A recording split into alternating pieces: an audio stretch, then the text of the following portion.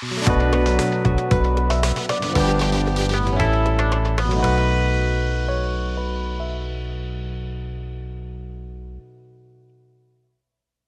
more. All right. These are the 2025 points of emphasis for this year. Once again, we are wading into the grand battle that is the most important thing in the game of boys lacrosse, and that is the use of eye black. That is really the thing that is troubling all of us as we move into the 2025 season.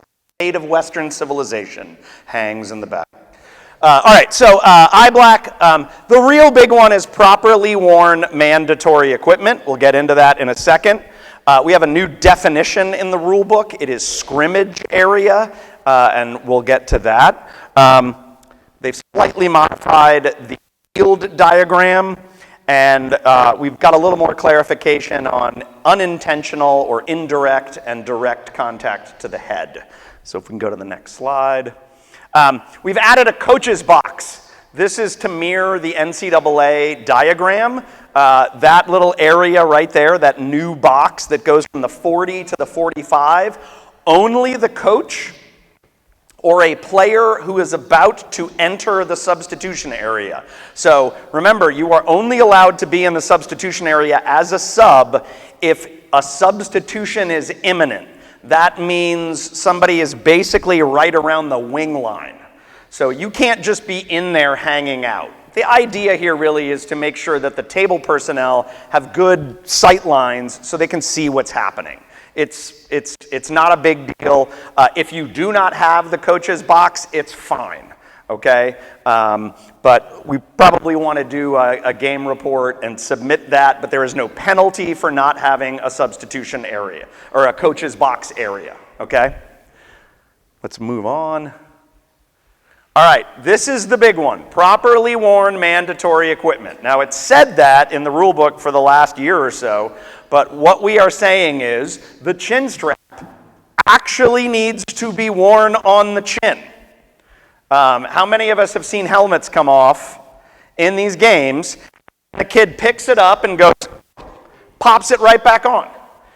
Okay, you should not be able to take your helmet off or put your helmet on without undoing the chin straps, right? The same folks that are yelling at us that we don't care about safety, these things look like they're wearing a beret instead of actually wearing a helmet. So if you see somebody who's like this, warn them. Preventative officiating. Check it out in the pregame. Watch as they warm up.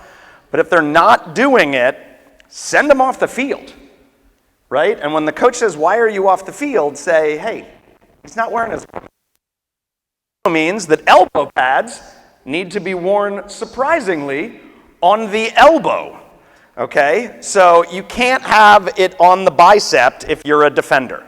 It's got to be on the elbow, right? 90% of this will be taken care of through preventative officiating, okay? Let's move on. All right, scrimmage area is now defined as the area that is roughly 5 yards from where a player in possession or a loose ball is. And a player in possession is always considered to be in the scrimmage area. The real reason they put this in is it used to be that if player lost mandatory equipment and nothing was going on around him, we would let play continue. We are no longer going to let play continue. If you lose mandatory equipment, we are going to kill the play. If you have the ball, you keep the ball. If it is loose, we are going alternate possession. But if we lose equipment, we are going to kill the play. This is clearly safety never takes a holiday.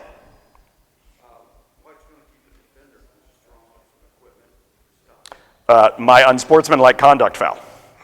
That is, my unsportsmanlike conduct foul is going to keep that player from purposefully losing equipment. This is really just kind of a clarification. We just put this into the rule book to make sure that we all understood what was going on. Great. Is that just in the scrimmage area, the losing equipment? No. The player in possession. So if you are in possession, so if you have a player that takes his shoe off on the other side of the field, not where anything's going on, that's fine. He can tie his shoe, he can lose his glove. But if you're in a soccer where anything's going on and we lose a glove, we lose a shoe, you're going to kill the play. All right, so here we go. This is the classic example of Notre Dame. This is Kavanaugh with 8 seconds left or 13 seconds left against Duke, and he drives to the goal and he loses a shoe. Kill the play. A scoring opportunity we do not allow that to continue. If you lose mandatory equipment in the scrimmage area within 5 yards of the ball in play, we're going to kill it. Okay? We do not allow a scoring play to continue if somebody loses mandatory equipment. Right? That's really kind of coming down from the NCAA rules. It's just filtering down into high school. Right? Goalkeeper loses equipment in the crease. If a shot is in flight, we are going to allow that to continue. That's the only time we are going to allow a scoring play to go on. And that ball has to be released before he loses equipment. Question? The goalie's cross is mandatory equipment. Right? You need to have a cross, you need to have the throat protector, you need to have shoes, you need to have gloves, you need to have a chest protector, you need to have a helmet, you need to have shorts. If anybody's not wearing shorts, you should probably stop play immediately anyway. Now remember, if an offensive player loses it, you're going to kill it. Defender loses mandatory equipment, not a helmet. They simply become a non-player. They have to either go get their equipment, okay, or they need to get off the field. So if they break their cross, they got to get off the field. Play will go on, okay? So the cross doesn't count, okay, for a defender. Does that make sense?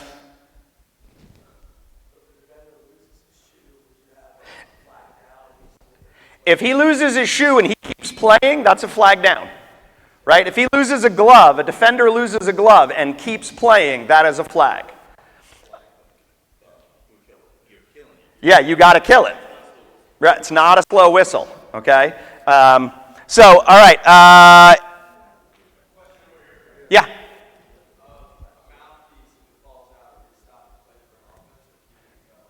If you notice a mouthpiece has come out and he's in play, we're gonna stop it and we're gonna make sure he gets that mouthpiece back in. Again, if you have the ball, you keep the ball. If it comes out during play, it's not. Right? If you do not have a mouthpiece, right? It's hanging, it's stuck up in here, but you have to know as an official, 100% that it did not come out as a result of play. If you get hit hard and your mouthpiece falls out, just tell them to put the mouthpiece back in. All right?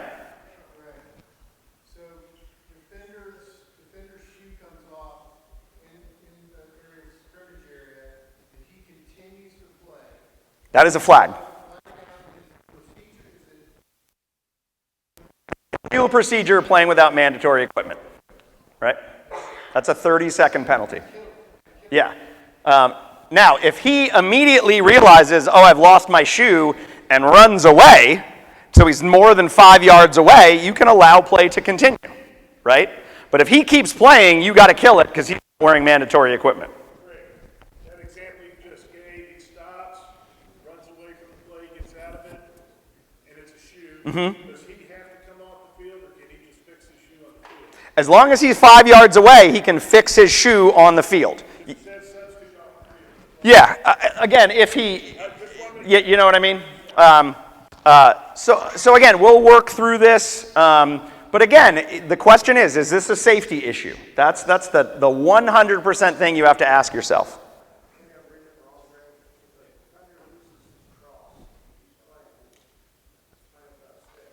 Yeah, that's a foul anyway. Now, losing a cross, you are not going to kill the play. Okay? Because people lose their cross all the time, right? The cross is not safety equipment.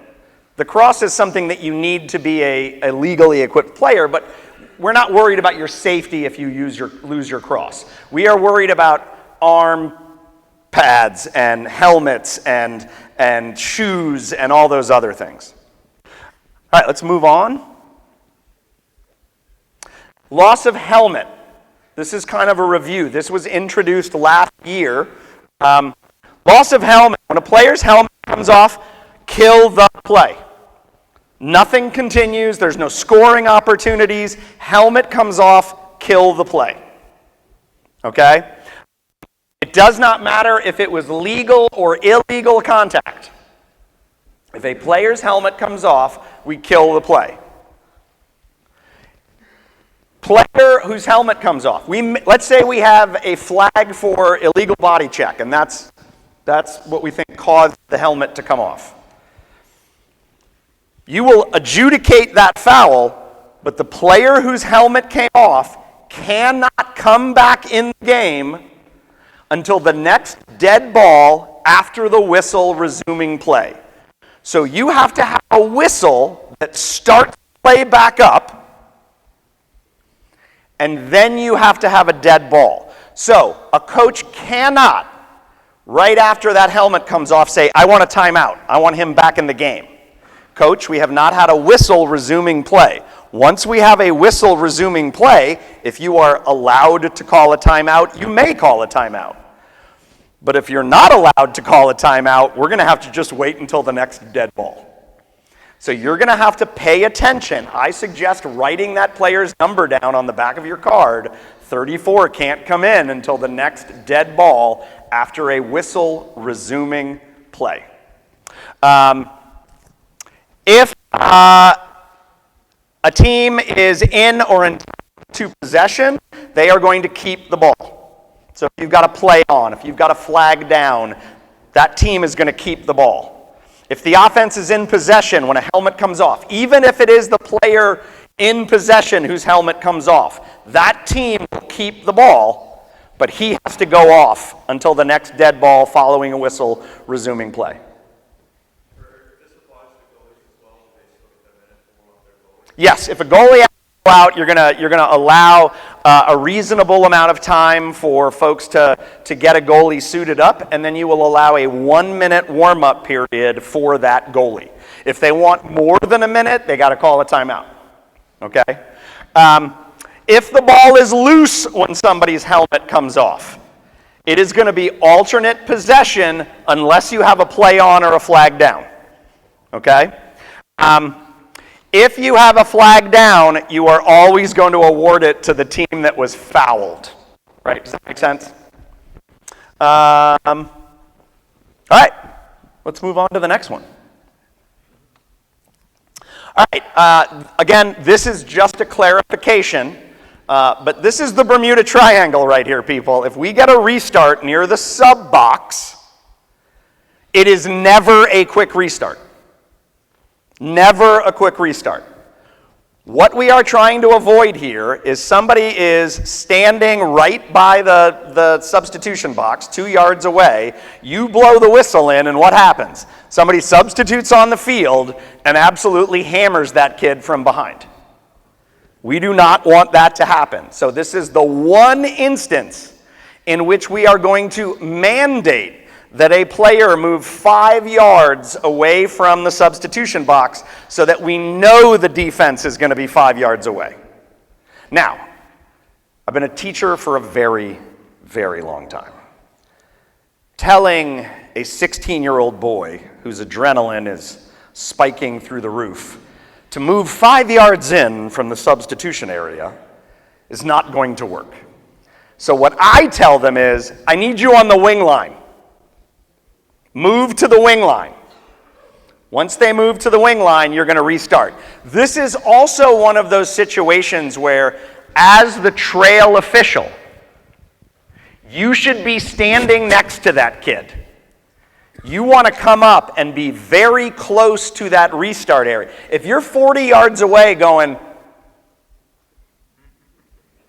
they're going to have no idea what's going on. Come up and be like, hey, I need you right here. All right, gentlemen, here we go, and restart the play. Okay? The referee gets excited. We have a new guy out here who doesn't do it. You do a quick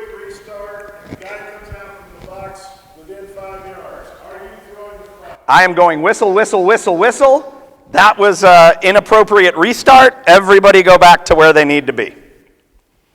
Right? I will tell you, every coach on one side of the substitution box is going to be yelling, we're ready, we're ready, we're ready, blow the whistle, blow the whistle, blow the whistle. Coach, this is not a quick restart. This is never a quick restart. Okay? Right? Let's move on to the next one. All right. Again, another clarification. For newer guys, for some older guys, when do we have a face-off? This was basically put in there. They took this language out a couple of years ago, and then they put it back in because coaches were like, I don't understand why we're not having a face-off, right? So, you are going to begin every period with a face-off unless you have an uneven situation and player possession. It is 6 on 5. One team is man up, one team is man down. And at the end of time, as the period expires, somebody is in possession of the ball, carrying, cradling, passing, shooting. You are doing one of those things. A ball in flight is not possession. Okay, you will hear every coach screaming at their players, Steve, for the love of God, don't pass the ball. Okay? They have to be in possession. If it's uneven, we're not going to have a face-off. We are going to award possession to the team who is in possession at the end of the period in the same relative space on the other side of the field. If it is 5 on 5 and somebody's got possession, it's not uneven. So we're going to have a face-off. The other situations are going to be if we have a flag down at the end of a period. Flag down denotes possession. If we have a play on at the end of a period, the play on is awarding possession to that team. So if you've got a loose ball push, play on, period ends. And it's an uneven situation, that team's getting the ball. Dead ball foul prior to a face-off. You have delay of game prior to the face-off. You have an illegal stick prior to the face-off. You have any foul on any team, you're awarding the ball to the other person. Okay? Does that make sense? I mean, literally, that's what we have been doing for the last 25 years that I know of. It's not different. It's just they more clearly articulated it in the rule book so that coaches would understand what was going on. Let's go to the next one. Again, remember, we sort of changed. We've limited the number of times we're going to AP on a face-off. So if you have an inadvertent whistle on a face-off, we are going to reface. If the ball goes out of bounds in the midfield area, and there is no possession yet, and we do not know who the ball went off of, we are going to reface the ball. An injury, and you do not have possession on a face-off, we are going to reface the ball. Player loses mandatory equipment in the face-off area, and we do not have possession. We are going to reface the ball. Player from both teams commits simultaneous fouls. They both go early. They're both set up illegally. We are going to reface the ball. We are going to use AP if it crosses the defensive restraining line, goes out of bounds, and we do not know who touched it. We're just going to award to whoever's got AP.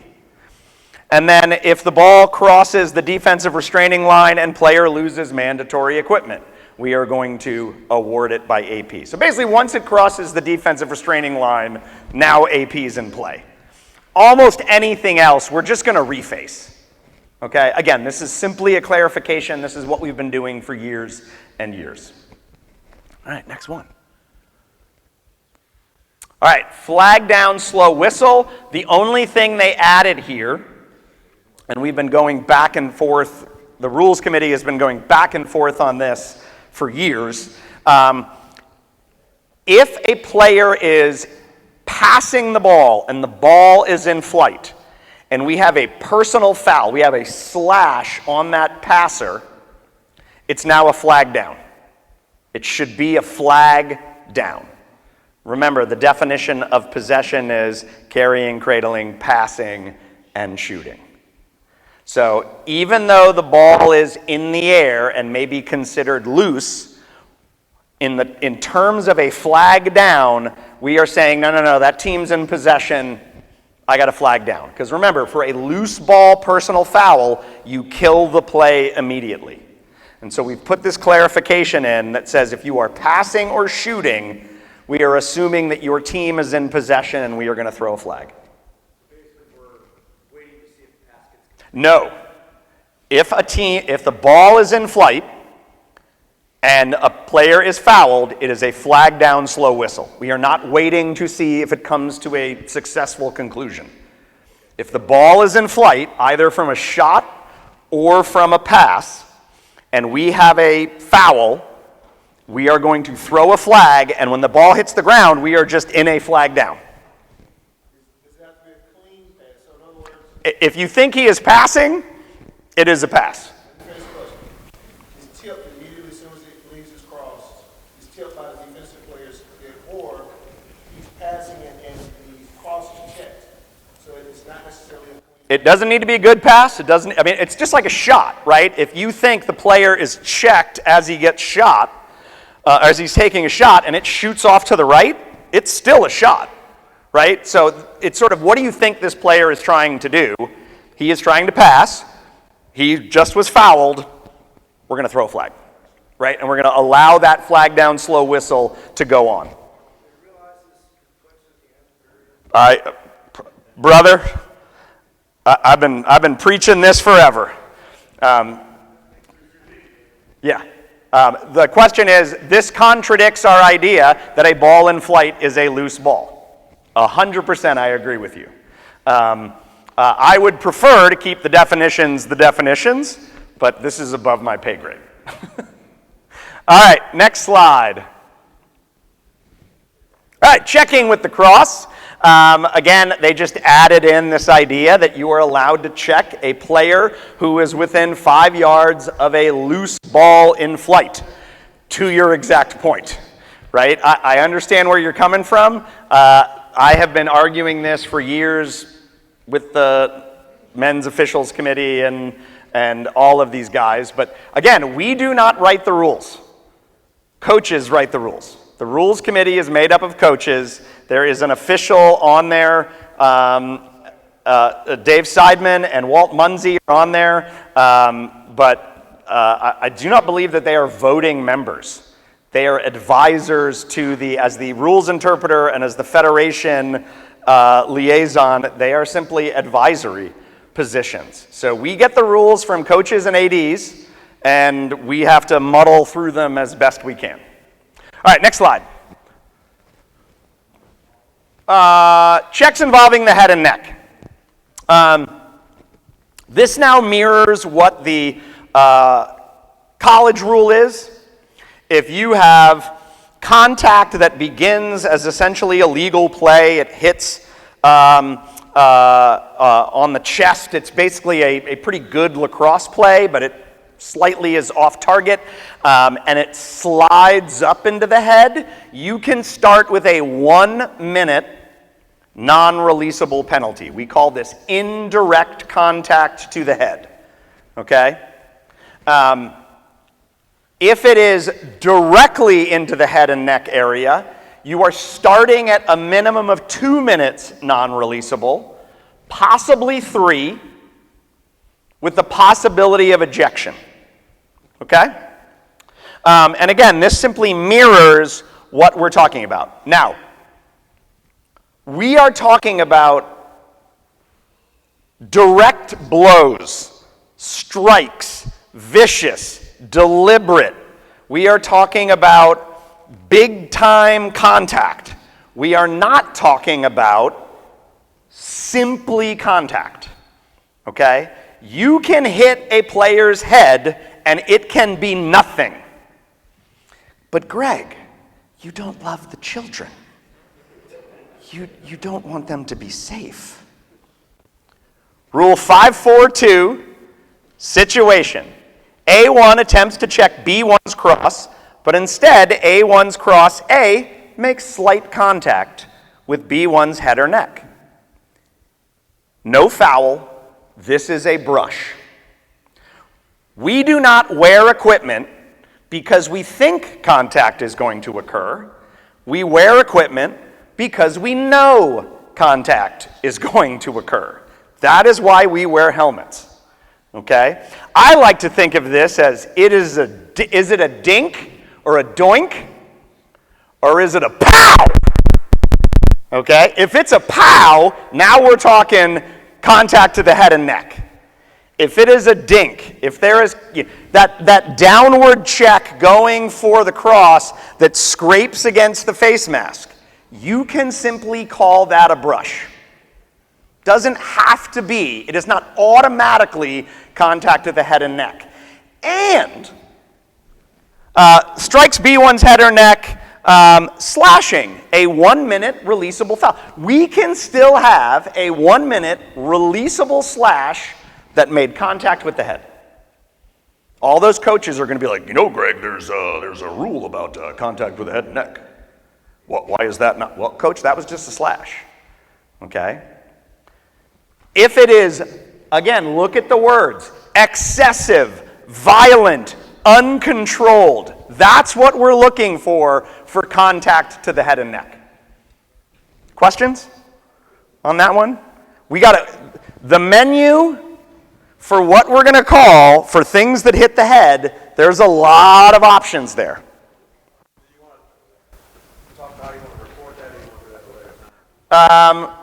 If we're going to report that, right, what I like to say is, do not say direct, indirect, don't say indirect, okay? Just say contact to the head and neck, and you're going to sort of put your head up like you're punching yourself in the head.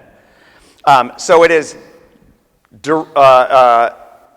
contact to the head or neck or direct contact to the head and neck. The problem that happens is if you say indirect or direct, Steve's mom, who's the scorekeeper, doesn't really understand the difference between those things, and there's whistles going on, and everybody's yelling at me that you're taking the game away from us. This used to be a real man's game, all that shenanigans. They're not going to hear you. So it's either contact to the head and neck, 1 minute, or it is direct contact to the head and neck, 2 minutes, full time. Okay? But again, you can have nothing. You can have a regular garden variety slash. You can have a 1 minute non-releasable, or you can have a 2 minute, 3 minute non-releasable possibility of ejection. Okay? The other option you have for here is targeting. And I like to think of targeting as not a lacrosse play. You're not trying to get the ball. You are simply trying to injure an opponent by hammering him in the head. And that's automatically a 3 minute with the possibility of ejection. Usually that occurs away from the ball, or somebody just runs up and cross-checks somebody in the neck. Okay? That's your sort of nuclear option there.